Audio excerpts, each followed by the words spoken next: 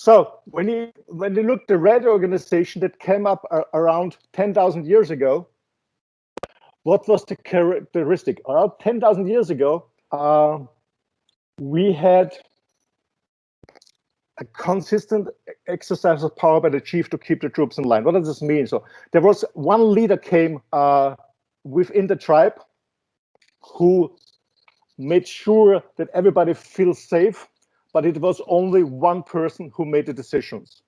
And it was a very rough time. So like there's still examples on the market like the Italian mafia, street gangs, tribals, militants, like we see in Africa and some countries. But the key breakthrough that's more important was that it began 10,000 years ago it began the division of labor.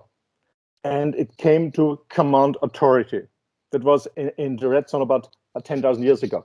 On the next slide, around 1,000 years ago in the Amber organization, or 1,000 or 2,000 years ago, the Catholic Church came more here, the military. So it was the breakthrough was that we had more formal rules, which give us the chance to have a stable and scalable hierarchies. And also we began to define processes. So we started to think much more on a long-term perspective than 1,000 years ago.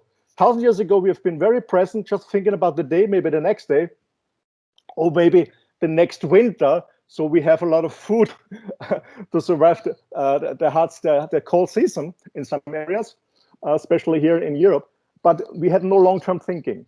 And now it started to become formal rules and processes. So this was the next step, how we changed in the Amber organization around 1,000, 2,000 years ago. 100 years ago, on the next slide in the Orange organization, there was another huge breakthrough. So after the Industrial Revolution, multinational companies came across, charter schools came across, and the breakthrough was innovation. You know, the technical evolution started, innovation, accountability, meritocracy.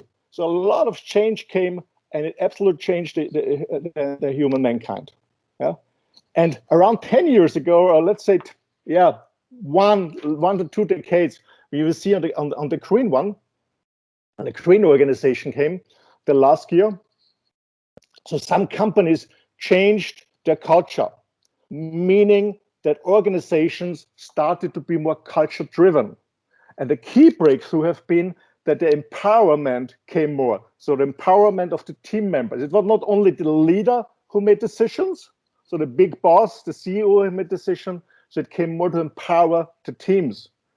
Also, the culture was more value-driven, and it started to become the stakeholder model, means that the owner holds the shares of a company and some other investors, but the work has been done by an empowered team managed by different leaders. And now we go to the next level, and this is the level I want to invite you to have an eye on it. It's called the teal color, the teal organizations. And as I said before, a few companies already started with it very, very successfully.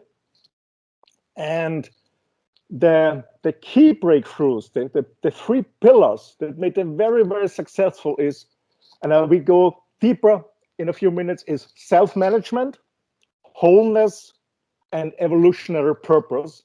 'Cause you're a believer.